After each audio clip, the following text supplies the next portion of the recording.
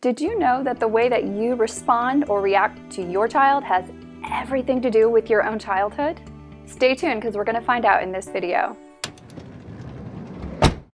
If you're new to the channel or haven't yet joined this awesome community all about emotional and financial well-being, do that now before we get started. Just click the little red subscribe button and the bell beside it to be notified every time we release a new video.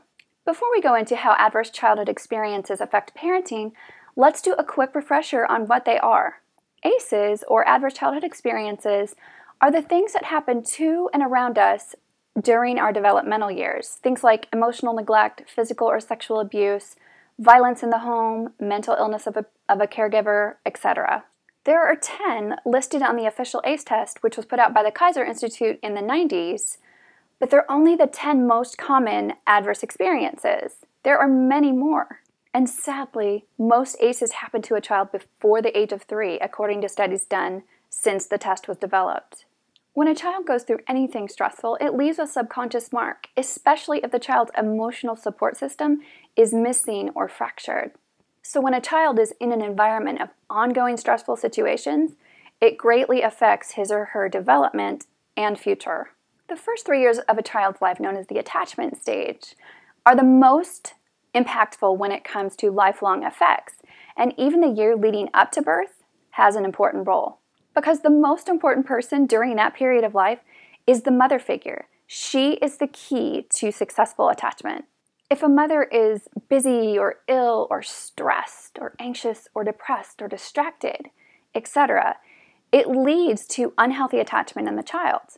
And unhealthy attachment usually leads to a lifetime of compounding effects. The Kaiser Institute designed this pyramid chart to show how one negative effect leads to the next, that leads to the next. So I'm going to put a link in the description so you can download the chart at the end of the video.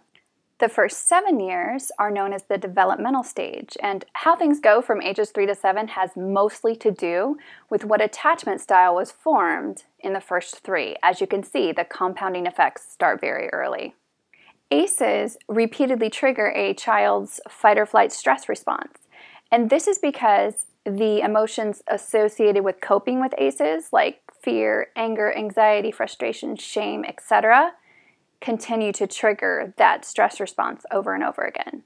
As the child grows, they often begin to develop social, emotional, and cognitive impairments, and some of these are mild, below the radar, but others are severe. The child develops coping mechanisms or adaptations to survive his or her environment, and unfortunately, most of the time, these are brought into adulthood and remain until the person goes through trauma recovery. This affects everything from finances to relationships to health to parenting.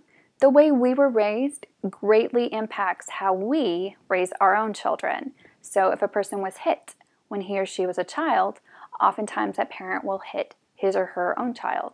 If the person experienced emotional neglect growing up, he or she will often emotionally neglect his or her own children, and so on. This is called transgenerational trauma. How we parent is the way we were parented. And this is not to point fingers of blame. We can't even blame our own parents because oftentimes the way they were raised was as bad or worse than our own childhoods. Growing up in a stressful environment places an enormous burden on a person. Someone with a significant ACE score often has a very narrow window of tolerance, what he or she is able to handle. So life can seem overwhelmingly stressful even before adding parenting to the resume.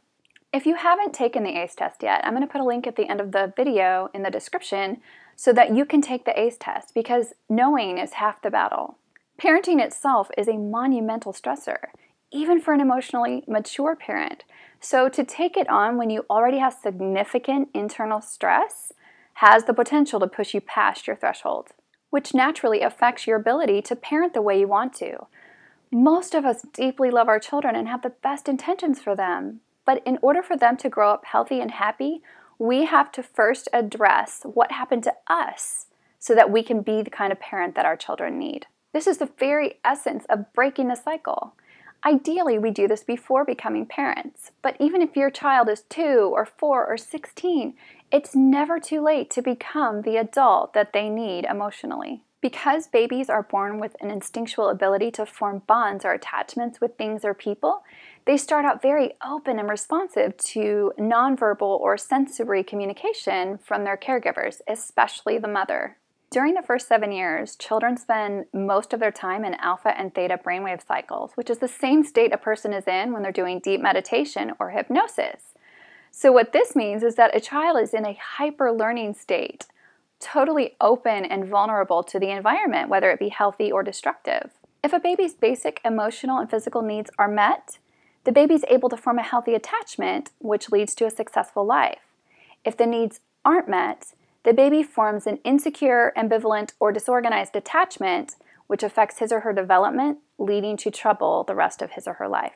Early signs of trouble are when a child forms feelings of dislike, distrust, confusion, guilt, or shame ties. They eventually learn to detach and numb out and form unhealthy attachments with objects or screens, and psychologically disconnect from their caregivers. This is when you might start to see learning, emotional, or social problems developing, as well as physical illness or disabilities such as migraines, headaches, anxiety, depression, skin problems, stomach ailments, sleep problems, difficulty concentrating, etc. These children increasingly learn to meet their own needs or determine that their needs aren't important, which is the root of self-neglect. They also adopt reactionary coping skills related to fight, flight, or freeze that they carry into adulthood. These behaviors are not the real child, nor do these behaviors make a child a bad kid unworthy of love or respect. Instead, these behaviors are symptoms of what is going on in a child's life. Several personality disorders can take root as a result of these adaptations, including bipolar, borderline personality disorder, self-love deficit disorder, narcissistic personality disorder, and so on. The good news is this means that disorders long thought to be permanent are actually reversible through trauma-informed therapy. Unfortunately, too often, a person who developed a personality disorder from childhood never comes to this understanding and just suffers with it their entire life. But this is the motivation behind my desire to make these videos and provide the education about ACEs so we can collectively break the cycle and allow the next generation to live a better life than we did. And if you're like me and wish your parents had known about this so that you wouldn't have been affected, it's not too late. Recovery is very possible. I recently did a 3-part series and shared several resources so that you too could live the rest of your life free from unnecessary stress and difficulty. It's never too late to break the cycle and stop the cascading effects of adverse childhood experiences, which sadly often end in premature death by an average of 20 years. So I'm going to put a link to that series in the description at the end of the video so that if you want to go back and watch it, you can. So what are some traits and behaviors of a parent with significant ACEs? There are dozens, but here is just a list of the most common. Distracted, emotionally unavailable, easily annoyed by the child, reactive, anxious, depressed, critical of self, low tolerance for child's misbehavior, easily angered, aversion to snuggling or cuddling with the child, difficulty comforting or regulating the child, neglect toward the child, aggression toward the child, tendency to replace nurture with excessive screen time and materialism, authoritarian or permissive parenting styles, poor interpersonal relationships, especially with the child's father, unstable income or difficulty managing money, poor education outcomes, teen pregnancy, substance use or abuse, like nicotine, food, alcohol, drugs, etc., increased hostile intent toward infant or toddler, promiscuous, multiple relationships, limited social support, and again, that's just some of the most common. There are so many. A parent with ACEs may have only a few of these traits, half or most of them. Usually the number correlates strongly with the parent's ACE score. The more ACEs the parent has, the more of the traits or behaviors. So in order to improve the way that we treat ourselves, our partners, and our children, we have to start there. And everyone is different. No two people go through the same path to recovery, but there are a few basic steps that every ACE survivor needs to take in order to start the journey. Step 1 is awareness. By watching this video and others like it, you're already starting to take that first step. Awareness includes learning about what we personally went through and how it affected us.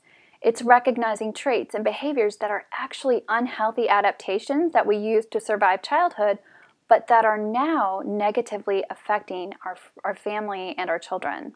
Another part of awareness is to reconnect with self, which may sound funny at first, but psychologically, when we go through adverse experiences as children, one of the primary coping mechanisms that we develop is to disconnect with self.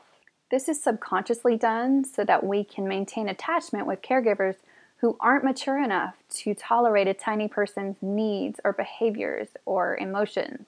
Unfortunately, this adaptation causes us to lose touch with our authentic nature and numb out the essence of who we are.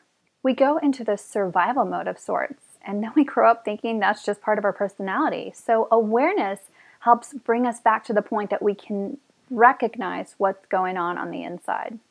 Step number 2 is to go through grief and trauma reduction. And again, this is much easier when done with a trauma-informed therapist, one who focuses on the mind-body connection. Because as long as we're burdened by old wounds from childhood, the struggle is going to make it difficult to face normal aspects of life, especially parenting. Adulting is hard anyway, but when you haven't gone through recovery, it's even more difficult, making normal stresses seem overwhelming.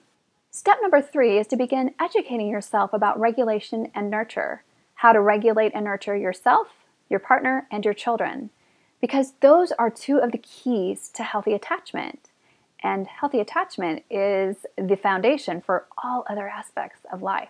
We're all born with a biological need for attachment, and that need never goes away. So by learning to nurture and regulate yourself and others, you're setting the stage for the rest of life.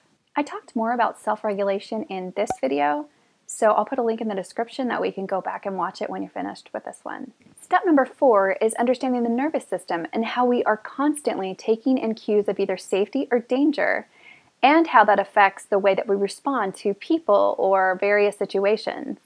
I gave a breakdown in another video, so I'll be sure to link that one as well. I'm going to put a list of resources in the description at the end of the video to help you get started.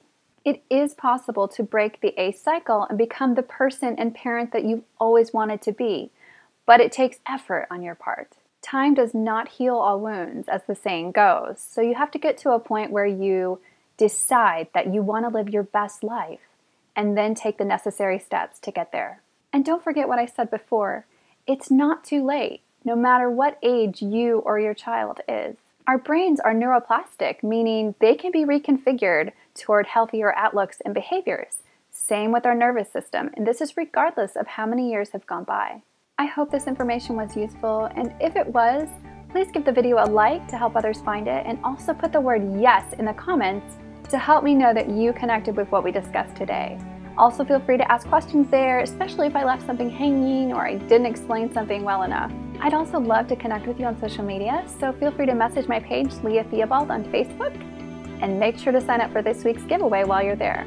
Next week, we're going to be talking more about parenting and how to create an emotionally healthy environment in your home. So make sure you're subscribed and that your notifications are turned on. Thanks for watching. See you in the next one. Bye.